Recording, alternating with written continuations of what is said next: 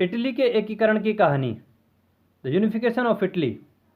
दोस्तों, इटली भी जर्मनी की तरह कई हिस्सों में बटा हुआ था। फिर नेपोलियन के टाइम पर 7 बड़े हिस्सों में बटा हुआ था और फिर बाद में जुड़ करके एक राष्ट्र, एक देश बना। तो कैसे हुआ ये सब, एक कहानी की तरह समझते हैं। और अगर इस वीडियो को आप ध्यान से देखते हैं तो ज़िंदगी भर ये कहानी कभी नहीं भूलेंगे। दोस्तों, स्टार्ट करते हैं आज का टॉपिक, इटली के एकीकरण।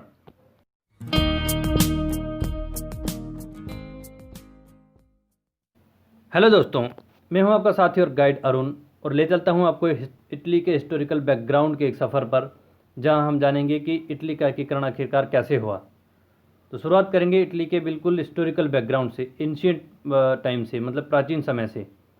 सबसे पहले इटली का नाम जो था वो रोमन एम्पायर के नाम से जाना जाता था। रोमन एम्पायर मतलब कि पूरे यूरोप में क्रिश्चियनिटी, ईसाई लोगों का एम्पायर था। और उसके जो उनके एक तरह से धर्म गुरु माने जाते थे, जो पोप, वो इस पूरे रोमन एम्पायर के इसी इटली के रोम शहर में रहते थे, जो यहाँ बीचों बीच है, जो आज भी इटली की राजधानी है। मतलब इटली की पहचान रोमन एम्पायर से थी, और रोमन एम्पायर जो पूरे यूरोप में फैला हुआ था, और ये किन लोगों का था? ईसाई लोगों का था। तो उसके बाद फिर धीरे धीरे जब अलग अलग स्थानीय क्षेत्रों में सारे शासक, सारे रूलर आते गए, तो फिर अलग अलग हिस्सों में ये रोमन एम्पायर बढ़ता गया, और देखते ही देखते फिर अलग अलग हिस्सों में ये बढ़ गया। फिर भाई साहब नेपोलियन आते हैं। नेपोलियन ने तो तबाही मचा के रख दी थी। पहले फ्रांस से स्टार्ट हुए, फिर धीरे धीरे पूरे यूरोप में फैलने लगे, और पूरे यूरोप में जैसे ही उन्होंने कई इलाकों को कब्जे में लिया, उसी दौरान इटली के इन सभी इलाकों को भी अपने कब्जे में ले लिया, और 7 बड़े हिस्सों में इटली को बांट करके रख दिया। तो नेपोलियन जब 1815 में बैटल ऑफ वाटरलू में हार जाता है ब्रिटेन, रशिया, ऑस्ट्रिया और पर्शिया से, तो उसके बाद फिर ये हिस्से जो हैं ये यहाँ के स्थानीय लोग अपने अपने कब्जे में ले लेते हैं। तो कौन कौन से लोगों ने किस एरिया को अपने कब्जे में लिया, पहले उसको समझ लेते हैं। और इटली को एक करने में दिक्कत भी कहाँ आ रही थी, वो भी इसमें ही हम समझ लेंगे। जैसा कि ये मैप है आपके सामने, इसमें ये जो लाइट ब्राउन कलर में है, ये ऊपर है पिडमोंट और ये है सार्डिनिया। ये दो जो राज्य हैं, यही दो ऐसे राज्य हैं जो हम इटली के अपने मान सकते हैं। मतलब इनमें जो किंग थे वो थे विक्टर इमैनुअल सेकंड, और इन्हीं के खास जो प्रधानमंत्री थे, प्राइम मिनिस्टर थे, वो थे काउंट कैवुर। ये जो काउंट कैवुर है, यही इटली के एकीकरण का एक हीरो है। जैसे कि जर्मनी में बिस्मार्क था, उसने अपनी चालाकी से पूरी जर्मनी को एक किया, ऐसे ही यहाँ पर काउंट कैवुर है जो कि इटली को एक करेगा। तो सार्डिनिया पीडमान जो 2 स्टेट हैं, यहाँ पर इटली के ही लोग हैं, और काउंट कैवुर यहीं का प्राइम मिनिस्टर है, और ये चाह रहा है कि बाकी पूरा जो इलाका है इटली का, ये जो हम लंबा सा इलाका देख रहे हैं, ये भी हमारे साथ आ जाए। तो इसमें दिक्कत क्या थी? दिक्कत ये थी कि ये जो ऊपर ब्लू कलर में है वेनेशिया, और ये ग्रीन कलर में है लोम्बार्डी, ये नॉर्दर्न इटली का पार्ट जो है, ये इस ऑस्ट्रियन एम्पायर के हाथ में था, मतलब कि ऑस्ट्रिया के हाथ में था। ऑस्ट्रिया के ऊपर ये है प्रशिया, और इस साइड में ये है फ्रांस। तो ये इसलिए ध्यान रखना है क्योंकि इनसे ही ये लड़ करके बाद में धीरे धीरे इटली को अपने कब्जे में रखेगा, और इसीलिए हमें पता होना चाहिए कि कब किससे लड़ा ये ऑस्ट्रिया और प्रशिया, ये वही है जो जर्मनी के 2 हिस्से थे। इसके साथ साथ जर्मनी का एकीकरण भी हो रहा है। वो जो लड़ाइयाँ हम जर्मनी के एकीकरण में देख रहे हैं, वो भी उधर चल रही हैं, और इधर इटली भी, दोनों एक साथ ही हो रहा है। तो ये वेनेशिया और लोम्बार्डी, ये तो इस काउर को लेना था ऑस्ट्रिया से, मतलब कि ये कब्जा लेना है तो ऑस्ट्रिया से लड़ना पड़ेगा। ऐसे ही बीच में जो रेड कलर का रोम इलाका था, इसमें कौन था? इसमें थे पोप, मतलब कि ईसाई धर्म के धर्मगुरु। तो अब ईसाई धर्म के धर्मगुरु यहाँ रह रहे हैं पोप, अगर ये इनके खिलाफ जाते हैं तो सारे जो ईसाई लोग हैं यूरोप में फैले हुए, उनसे दुश्मनी हो जाए, खास करके फ्रांस से, क्योंकि फ्रांसीसी सेना ही पोप का प्रोटेक्शन करती थी, इनको सुरक्षा देती थी। तो पोप के अगर खिलाफ जाते हैं तो फ्रांसीसी सेना से लड़ना पड़ता है। और ये सार्डिनिया पीडमान जो है अभी इतना ताकतवर नहीं है कि ये या तो ऑस्ट्रेलिया से लड़ सके या फ्रांस से, दोनों में किसी से लड़ने के लायक नहीं था, इतनी ताकत थी नहीं इसमें। तो अब इसीलिए ये काउंट कैवर खाली बैठा हुआ है, सोच रहा है मौके की तलाश में।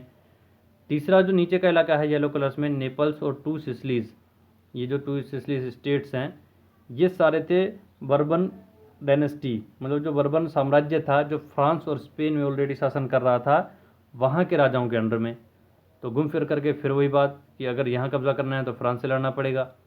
तो यहाँ भी फ्रांस से पंगा, यहाँ भी फ्रांस से पंगा, ऊपर ऑस्ट्रिया से पंगा, और लड़ रही ये तीनों में से किसी से नहीं पाते हैं। तो अब फंस गए ये कावूर कि कैसे इन सारे क्षेत्रों को अपने कब्जे में लें। तो दिमाग से तो ये काफ़ी तेज़ था ही, इसीलिए ये क्या करता रहा, वेट करता रहा, मौके की तलाश करता रहा, ताकि मौका आने पर मैं एक एक एरिया को अपने कब्जे में लूँ। और इसको ये मौका कैसे मिलता है, ये आगे की कहानी में हम देखते हैं। तो नेपोलियन के बाद ये तो स्थानीय क्षेत्र थे जो मैंने आपको बताया कि ये ऊपर का हिस्सा ऑस्ट्रिया के हाथ में, बीच वाला पोप के हाथ में, और लास्ट वाला नीचे का ये फ्रांस के बर्बन वंश के हाथ में था। और इनको लेना था, इसको सार्डिनिया पिडमॉन्ट के काउंट कैवूर को। तो अब ये तीन चुनौतियाँ थी। अब इसकी शुरुआत किसने की, इस काउर से भी पहले एक बार शुरुआत की थी जियुसेप्पे मैज़्ज़िनी ने। जियुसेप्पे मैज़्ज़िनी से भी पहले थोड़ी सी शुरुआत हो चुकी थी, लेकिन उसमें कोई खास नाम नहीं है, क्योंकि वो थी क्रांतियों का दौर 1830 से 48। 1830 से 48 के दौरान जब पूरे यूरोप में क्रांतियाँ हो रही थी, तो फिर इटली के कई लोगों में भी ये राष्ट्रवाद की भावना आई कि हमारा भी एक देश होना चाहिए, सब मिलजुल करके रहें, अपना एक देश, अपनी गवर्नमेंट हो। लेकिन दिक्कत ये आ रही थी कि एक होने नहीं दिया जा रहा, इधर से बर्बन वंश एक नहीं होने दे रहे, इधर से पोप नहीं होने दे रहे, इधर से ऑस्ट्रिया नहीं होने दे रहा, अकेला काउंट काउर करे तो करे क्या। तो इसीलिए वो आवाज़ वहीं दब के रह गई। फिर उसके बाद 1831 से 33 में इस आवाज़ को बुलंद किया जियुसेप्पे मैज़्ज़िनी ने। जियुसेप्पे मैज़्ज़िनी भी यहाँ का एक अच्छा समाज सुधारक था, और वो भी इटली को करना चाहता था। उसने अपने विचार जब व्यक्त किए तो काफ़ी युवा से जुड़ने लगे, और इसीलिए उसने 1831 में यंग इटली नामक एक संगठन बनाया, जिसमें उसने इटली के सारे युवाओं को जोड़ने का एक कोशिश की, ताकि सारे युवा जुड़ करके और फिर इटली को एक करें। अब इसको देखा तो बर्बन वंश के जो राजा थे, ये पोप थे, और जो ऑस्ट्रिया के थे, इनको तो बुरा लगा कि कहीं ये सारे युवाओं को एक करके कहीं क्रांति ना कर दे। तो इसीलिए इन्होंने क्या किया, इसको भगा दिया, इसको यूरोप में भगा दिया यहाँ से।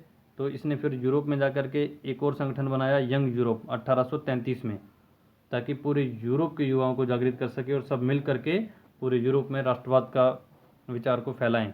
लेकिन जगह जगह पर जो राजा लोग थे, जो कंजर्वेटिव पावर्स थी, उन्होंने उसको भगाया, इसलिए बेचारा कामयाब नहीं हो पाया। तो ये भी एक कोशिश थी, लेकिन सफल नहीं हो पाई।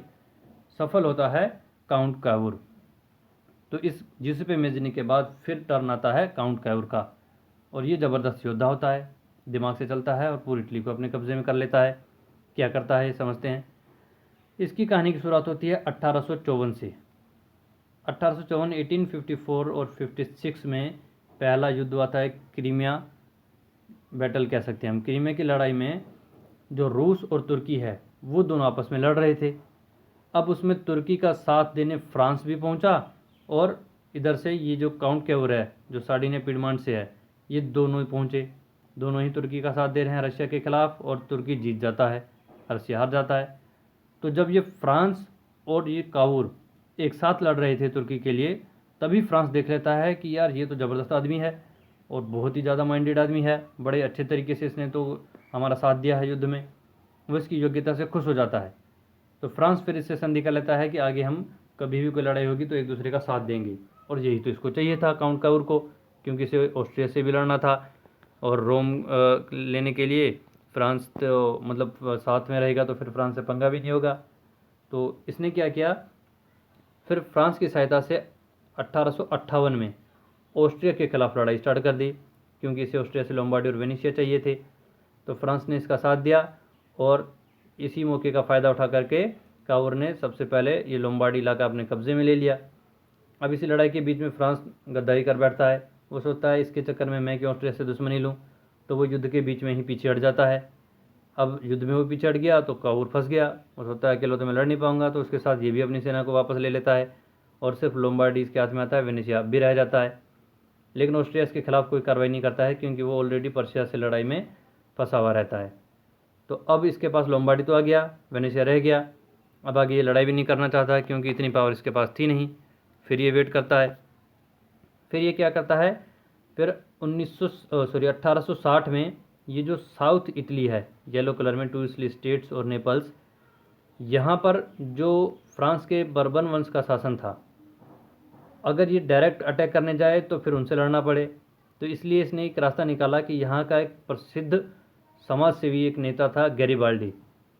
उस गैरिबाल्डी को क्यों ना बुला करके यहाँ पर एक फेमस लीडर बनाया जाए, और लोग इसका साथ दें, आंदोलन के द्वारा इसको जीत लें हम, तो फ्रांस से लड़ाई किए बिना ही हम इसको कब्जे में कर लेंगे।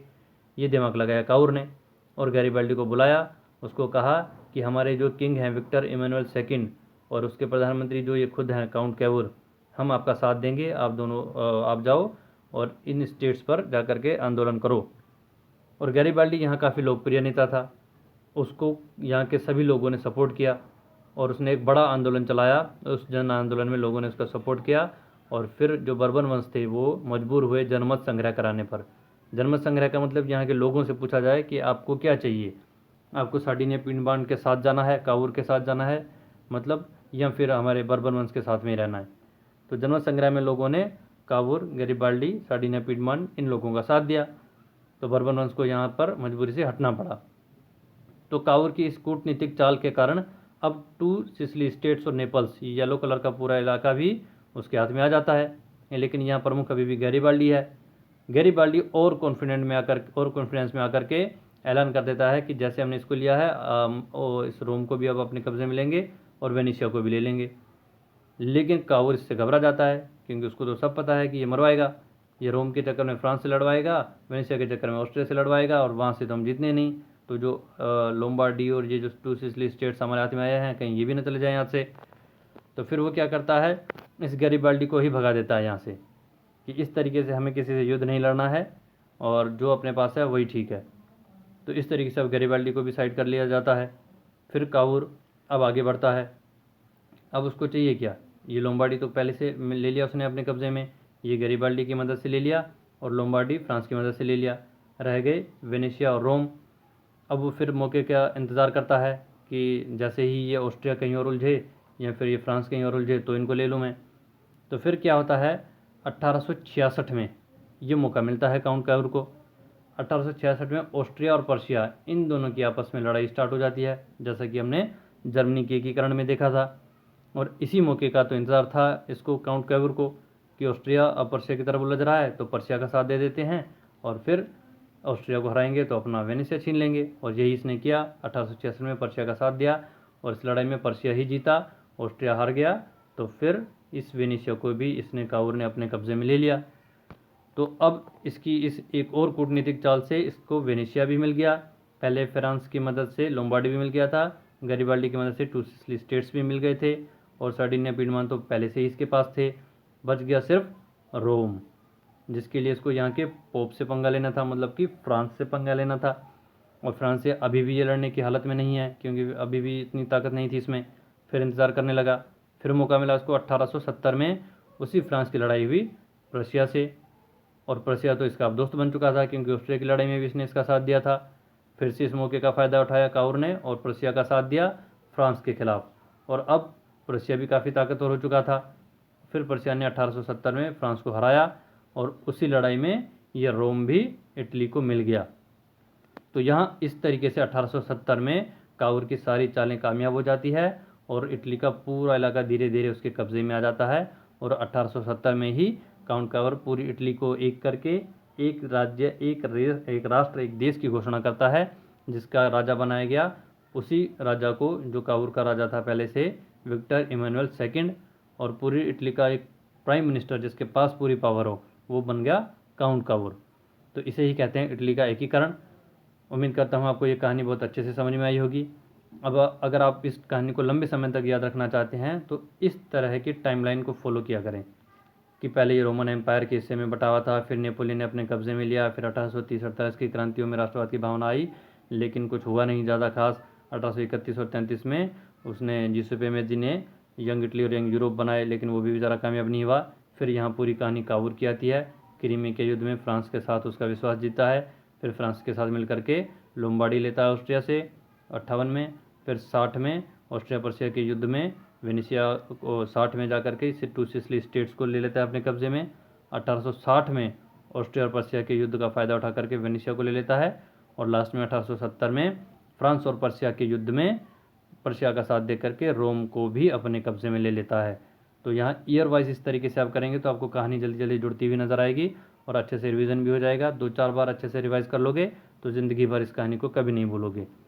तो ये वीडियो अगर आपको अच्छा लगा हो तो इसको लाइक और शेयर करें और चैनल में अगर आप नए हो तो इसको सब्सक्राइब करें ताकि इस तरह की नई नई इंटरेस्टिंग स्टोरीज आपको सबसे पहले मिले। तो आज का ये वीडियो यहीं समाप्त होता है। Thanks to watch.